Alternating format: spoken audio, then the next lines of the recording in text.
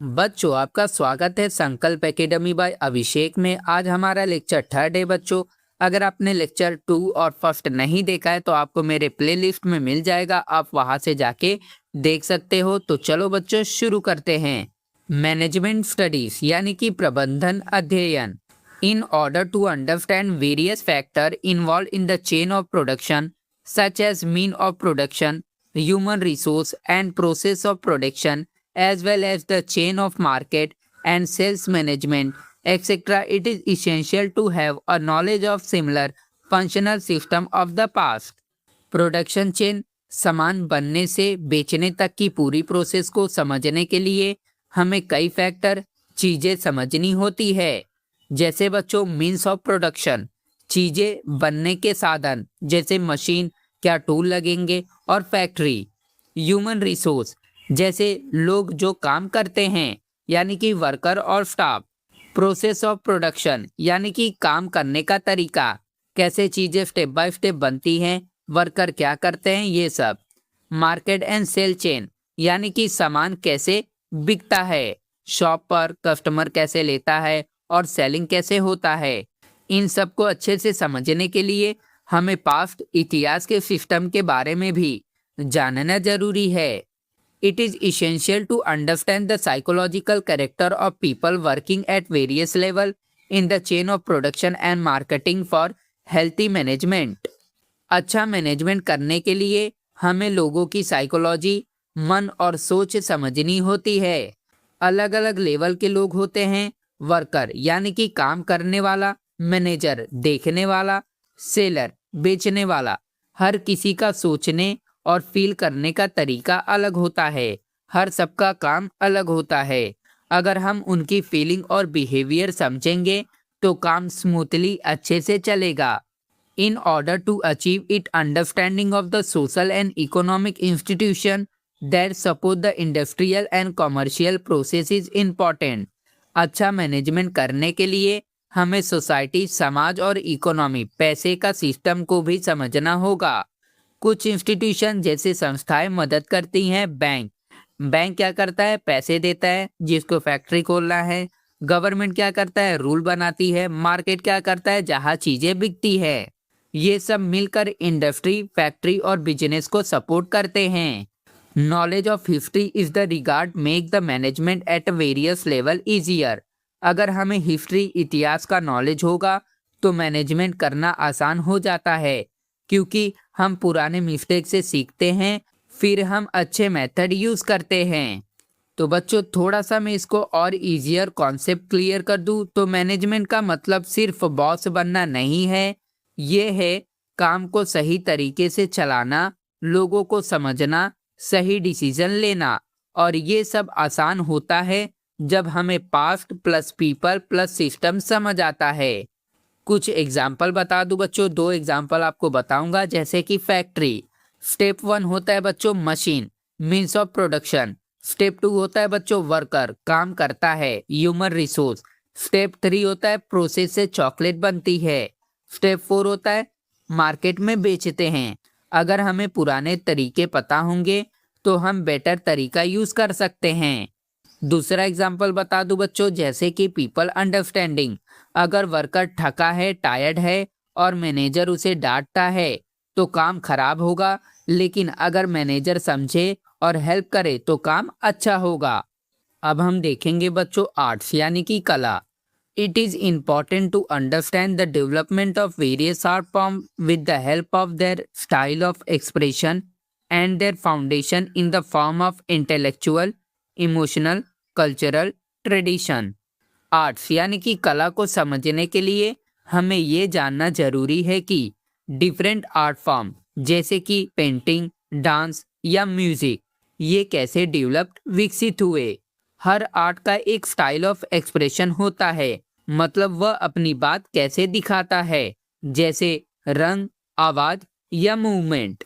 और बच्चों हर आर्ट का एक फाउंडेशन, आधार भी होता है जो 3 चीजों से बनती है। जैसे इंटेलेक्चुअल यानी कि सोच, आइडियाज। इमोशनल यानी कि भावनाएं, फीलिंग। कल्चरल यानी कि संस्कृति, tradition. The key to the expression in any art form, emotional temperament of the artist and the development history of the respective art form can be understood with the help of cultural history। किसी भी art को समझने के लिए हमें 3 चीज समझनी होती है, जैसे एक्सप्रेशन, आर्ट क्या बनाना चाहता है, इमोशनल टेम्परमेंट यानी कि भावना, आर्टिस्ट कैसा फील कर रहा है, डेवलपमेंट हिस्ट्री यानी कि बच्चों आर्ट समय के साथ कैसे बदला। ये सब हमें समझ आता है कल्चरल हिस्ट्री, संस्कृति का इतिहास से। अगर बच्चों हम लोग थोड़ा और अच्छे से कॉन्सेप्ट क्लियर करें तो आर्ट सिर्फ ड्राइंग या डांस नहीं है, ये एक स्टोरी, कहानी है जो बताती है लोग क्या सोचते थे, क्या महसूस करते थे, उनकी कल्चर कैसी थी। जैसे बच्चों एग्जाम्पल ले लें, पेंटिंग। अगर कोई पेंटिंग में भगवान, मंदिर या त्योहार दिखता है तो हमें समझ आता है कल्चर क्या थी, लोग क्या मानते थे, उनकी फीलिंग क्या थी। और एक एग्जाम्पल बता दूं बच्चों डांस का। क्लासिकल डांस जैसे भरतनाट्यम में हाथ और फेस से स्टोरी बताई जाती है, जिससे पता चलता है पुराने समय की स्टोरी, इमोशंस, खुशी और दुख, ट्रेडिशन। ठीक है बच्चों, अभी हम लोग देखेंगे ह्यूमैनिटीज यानी कि मानविकी। Humanities include disciplines like history, archaeology, sociology, anthropology, political science, economics etcetera. Humanities मानविकी में कई सब्जेक्ट विषय आते हैं, जैसे कि हिस्ट्री इतिहास, आर्कियोलॉजी यानी कि पुरातत्व, पुराने चीज़ों की खोज, सोशियोलॉजी यानी कि समाजशास्त्र, समाज का स्टडी, एंथ्रोपोलॉजी यानी कि मानव शास्त्र, इंसान का स्टडी, पॉलिटिकल साइंस यानी कि राजनीति, सरकार और रूल्स, इकोनॉमिक्स यानी कि अर्थशास्त्र, पैसा और व्यापार। आसान में समझे बच्चों तो ह्यूमैनिटीज मतलब इंसान और समाज से जुड़े subject. To understand the history of the origin and development of this discipline is an essential part of their learning. इन सब्जेक्ट को सही से समझने के लिए हमें उनका ओरिजिन, शुरुआत और डेवलपमेंट, विकास जानना जरूरी है। मतलब बच्चों ये सब्जेक्ट कब शुरू हुए, कैसे समय के साथ बदले। सिंपल में समझे बच्चों तो सब्जेक्ट की कहानी जानो, सब्जेक्ट अच्छे से समझो। All disciplines are suppose to have their origin in philosophy. लगभग सभी सब्जेक्ट की शुरुआत फिलोसॉफी, दर्शन शास्त्र से हुई। फिलोसॉफी मतलब सोचने की कला, वाई और हाउ, पूछना।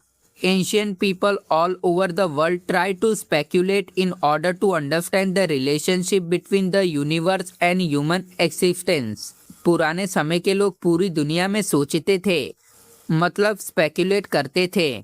वे समझना चाहते थे यूनिवर्स, दुनिया, ब्रह्मांड क्या है, ह्यूमन लाइफ यानी कि इंसान का जीवन क्या है, दोनों का रिलेशन क्या है। आसान में समझे बच्चों तो लोग जानना चाहते थे हम कौन हैं और दुनिया क्या है। It give rise to various mythological stories about the origin of this world, the universal order, human life, gods and goddess, ritual and their philosophical explanation. इन सवालों से कई मैथोलॉजिकल स्टोरी, पौराणिक कहानियाँ बनी। ये स्टोरी बताती है दुनिया कैसे बनी, नियम, ऑर्डर कैसे चलते हैं, इंसान का जीवन, भगवान और देवी देवता, रिचुअल, पूजा पाठ, साथ में उनका फिलोसॉफिकल मीनिंग भी बताया गया। मतलब बच्चों पहले क्वेश्चन बने, फिर स्टोरी बनी, फिर meaning. Roots of philosophical pondering are to be found in this mythological story. Philosophy की जड़ यानी कि रूट इन्हीं मैथोलॉजिकल स्टोरी में मिलती है। मतलब बच्चों पहले कहानी थी, फिर सोच, फिलोसॉफी बनी। और अच्छे से समझे, आसान में समझे बच्चों तो स्टोरी से ही थिंकिंग शुरू हुई। Various discipline under humanities have theoretical foundation based on philosophical theories. Humanities के सभी सब्जेक्ट फिलोसॉफी, दर्शन पर बेस्ड होते हैं। मतलब बच्चों उनका बेस आधार है फिलोसॉफिकल आइडियाज, सोच और थियरीज। आसान में समझे बच्चों तो हर सब्जेक्ट के पीछे फिलोसॉफी होती है। Only historical knowledge can help us in understanding this developmental stage. In subject के डेवलपमेंट, विकास को समझने के लिए हमें हिस्ट्री, इतिहास जानना जरूरी है। हिस्ट्री बताती है कैसे शुरुआत हुई, कैसे बदलाव आए। छोटे में अगर हम लोग कॉन्सेप्ट क्लियर करें तो ह्यूमैनिटीज हमें सिखाती है इंसान कैसे सोचता है, समाज कैसे चलता है, दुनिया कैसे बनी। सब कुछ शुरू हुआ पहले क्वेश्चन से, फिर दूसरा स्टोरी, फिर तीसरा फिलोसॉफी, फिर सब्जेक्ट। 2 एग्जाम्पल बता दूं बच्चों, तो जैसे हिस्ट्री हम पढ़ते हैं राजा के बारे में, युद्ध के बारे में, पुरानी बातें, ठीक है। इससे पता चलता है लोग कैसे रहते थे उस टाइम पे, क्या युद्ध हुआ, कौन राजा थे और समाज कैसे चलता था। दूसरा एग्जाम्पल है आर्कियोलॉजी। इसका मतलब ये है कि जमीन से पुराने बर्तन, सिक्के मिलते हैं, इससे पता चलता है पुराने लोग कैसे रहते थे। मतलब बच्चों ओल्ड चीजें से हमें पास्ट की जानकारी मिलती है। एक और एग्जाम्पल ले ले तो सोशियोलॉजी, हमें दिखाते हैं लोग कैसे रहते थे, सोसाइटी कैसे काम करती थी। तो बच्चों यहाँ पे हमारा 3rd लेक्चर भी खत्म होता हुआ। अब हम मिलेंगे अपने लेक्चर 4th में। उम्मीद करता हूँ आपको मेरा वीडियो पसंद आया हो। अगर पसंद आया है तो लाइक और सब्सक्राइब भी जरूर करना। अब हम मिलेंगे अपने नेक्स्ट वीडियो में।